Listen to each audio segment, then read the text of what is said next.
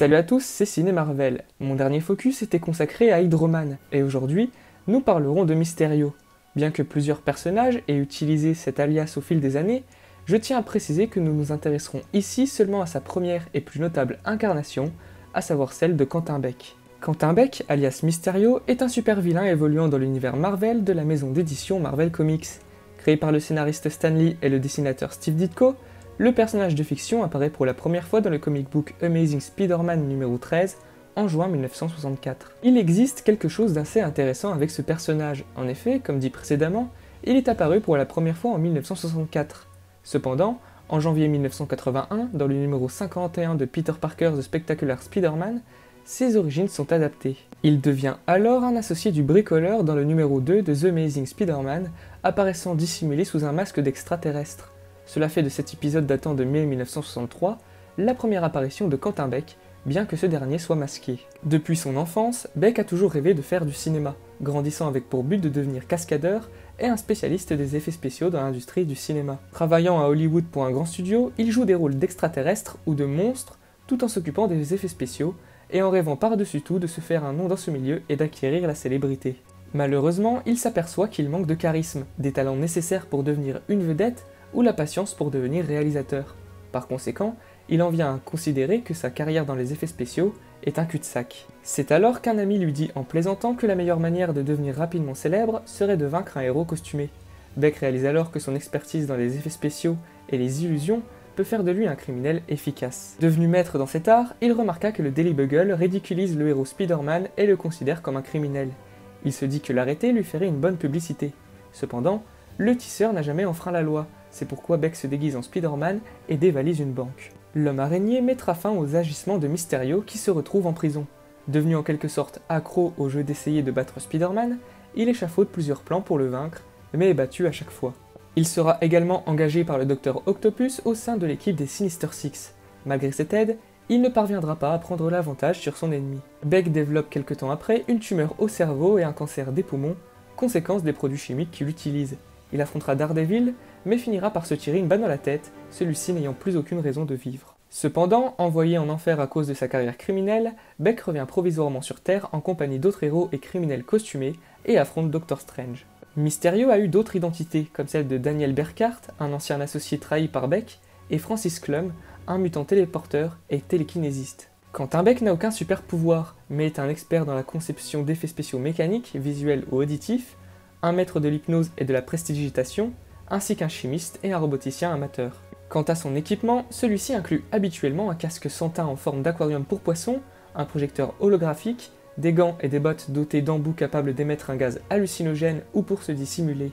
Les bottes disposent aussi de ressorts magnétiques et d'un projecteur d'acide. Mysterio est donc un des principaux ennemis du tisseur et est très récurrent puisqu'il affronte ce dernier à de nombreuses reprises, que ce soit seul ou avec les Sinister Six.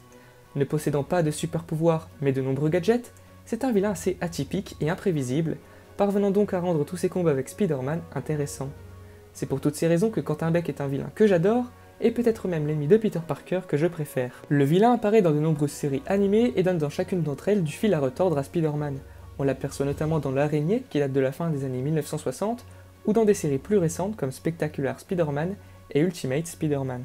Même si j'aime beaucoup tous les Mysterio présents dans ces séries, mon préféré sera toujours celui apparaissant dans la série d'animation Spider-Man l'Homme Araignée, diffusée entre 1994 et 1998. On a affaire à un Quentin Beck charismatique, attachant, et constituant toujours une réelle menace pour le tisseur. Au vu de l'importance de ces méchants dans les comics et dans les séries animées, il était logique de le voir débarquer au cinéma, et ce pour le plus grand plaisir des fans. Vous l'ignoriez peut-être, mais la première apparition de Mysterio sur un grand écran date de 2002. En effet, Bruce Campbell a fait des caméos variés tout au long de la trilogie Spider-Man de Sam Raimi. Jeffrey Henderson, qui a travaillé sur les storyboards pour Spider-Man 4, a déclaré en 2016 que Campbell aurait dû incarner le personnage de Quentin Beck, et ce depuis le début de la saga. Ce Mysterio, auquel nous n'avons jamais eu le droit suite à l'annulation de Spider-Man 4, aurait pu être extrêmement intéressant, surtout interprété par Bruce Campbell. Heureusement, cela n'a pas empêché ce vilain emblématique d'affronter le tisseur au cinéma. En effet, Quentin Beck fait officiellement partie du MCU depuis qu'il est apparu en 2019 dans Spider-Man Far From Home, réalisé par John Watts, sous les traits de l'acteur Jake Gyllenhaal. Ici, Quentin Beck se présente comme provenant d'une terre alternative et affirme être un super-héros luttant contre les élémentaux, des créatures qui viennent du même monde que lui. Elles ont fini par détruire sa terre et anéanti les siens. Beck explique qu'elles réduiront également notre monde en cendres si rien n'est fait pour empêcher cela. C'est pourquoi Nick Fury et Maria Hill le recrutent pour détruire les créatures. Beck parvient à vaincre l'élémental de l'air, celui de la terre au Mexique et de l'eau à Venise sous les yeux de Peter. Il s'allie ensuite avec ce dernier pour vaincre l'élémental de feu, le plus puissant des quatre, à Prague. Estimant que Mysterio est le digne successeur de Stark, Peter lui lègue ses lunettes équipées de l'intelligence artificielle Edith, qui a accès à toutes les bases de données de Stark Industries et commande une grande quantité d'armes orbitales. Cependant, Beck est en réalité un ancien spécialiste des hologrammes de Stark Industries, congédié pour son caractère instable.